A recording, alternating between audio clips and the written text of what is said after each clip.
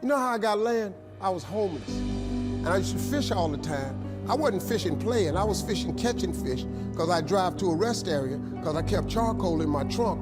And when I got to them little grills on the side of the rest area, I'd take my charcoal and I'd fry my fish. But I was always fishing somewhere illegally, because I ain't own no lake or nothing. And I'd catch a string of bass, probably get 6, 7 on there. Hey, what are you doing over here? Get away, get out of here. I pull my string up. Hey, them fish don't belong to you. Let them fish go. I got to take all them fish off the hook and throw it back in the water. He didn't know, man, that I'm trying to eat, but I can't break no law, so I got going about my business. So first thing I said, I told God, I said, when I get me some money, I'm gonna buy me a piece of land. Because I just want a piece of land where can't nobody run me off. I just want something I can stand on. This here piece belonged to me. So this how I did it. I was reading something one day, and I said, man, how much land is on Earth? So I looked it up. It's a little over 36 billion acres of land on Earth. At the time, it was between 5 and 6 billion people on Earth. It's a little over 8 billion now. So I did a little hood math. I said to myself, if it's 36 billion acres of land and it's 6 billion people, just to me, everybody ought to have 6 acres of land. It was a scripture my mom used to tell me about all the time. She said, you have not because you ask not. So guess what I started asking for? 6 acres of land. Just wanted 6. So I messed around and got my first piece of money. I got me a check for about $115,000. So first thing I did, went to Dallas, Texas, said I'm gonna buy me some land. I found a piece of land, I thought it was perfect. Had a fishing lake at the end of it, because I love to fish. I said, man, this piece I'm gonna buy right here. Let me talk to somebody. I was with a real estate agent. I said, how much is this? He said, it's $250,000. I can't afford this. He said, I got about 115. He said, I don't think you're gonna be able to get it for that, but I'll make a call. So he called the guy. The guy said he would take 115 now, and I could pay him the rest later. And before I did it, I said, hey man, let me ask you something. How much land is that? He said, oh, that's 6 acres. It was 6 acres. I got ready to sign it up. The real estate agent said, Mr. Hart, before you sign, I want you to think about it. I want to show you something else. So he took me over to this dude's house. I never met this guy. He came outside, he's a hillbilly. He's just country. You know, I was a little nervous. Me and hillbillies don't really, we don't normally work that good together. His name was Jerry Campbell. Turned out to be one of the nicest men I've ever met. I misjudged the man. He talked to me, he said, I want to show you something. And I go over there, and I couldn't believe it, man. It had rolling hills on it. It had 4 lakes on it, fishing ponds. I said, man, look at this right here. How many acres is this, man?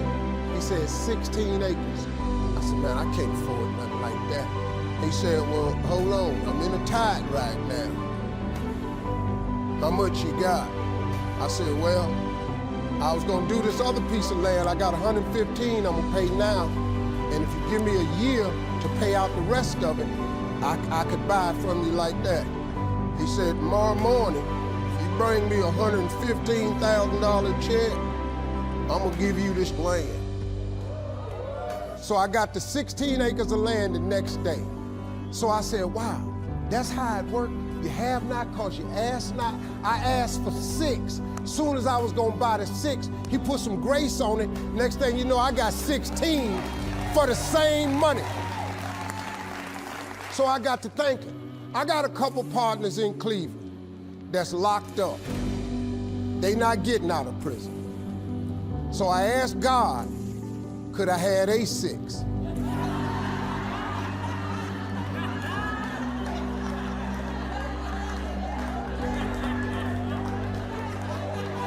They not getting out. They got 6 coming. Hey, Lord, can I have A6? So you know what he did?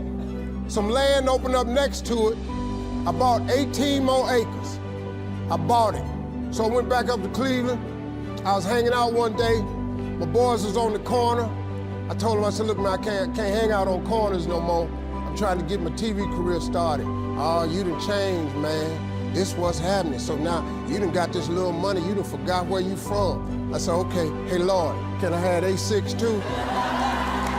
So I see right now, yeah, I see what's happening right there. They ain't finna go nowhere. So I kept asking for everybody I thought wasn't gonna ask for A6. I asked for A6. I ended up owning almost 300 acres of land in Denton County, Texas. But I just kept on, man. Just kept on with it. I just kept the faith. I kept believing. I kept asking. I kept wanting. God got great life for you, man. But you're gonna have to ask for it. And when you ask for it, you're gonna have to believe it. After you believe it, you gotta put your work in. Now, if you don't wanna do the work that it takes to be successful, this man with his success, if you knew how hard he worked, if you knew the hours he put in, the hours his daddy put in, if you knew what it really took, it's daunting. It's days, man, where you go, whoa, what is this I'm trying to do? But you got to hang in there. See, getting what you want is up to you. How you get there, that's up to God. See, the problem with you is you trying to figure out how to do something. Listen to this. The how-to ain't none of your business. The Bible don't tell you to figure nothing out. It say ask, believe, and receive. Now, see, you keep going down these churches, they keep telling you this, but you ain't listening. I'm asking you to listen. You can turn your life around if you change your attitude. You change your attitude, you change your altitude. Stop sitting in here with a life of mediocrity when that ain't what God created you for. Now, you might not want this life. You might not want what it takes to get here. But if you want this life, you got to put in your work. You got to put it in, you got to stay prayerful, you got to never give up, you got to talk God every day. Now, if that ain't what you want to do, then good luck. You keep doing what you've been doing, you're gonna keep getting what you've been getting. I would try something else if I was y'all.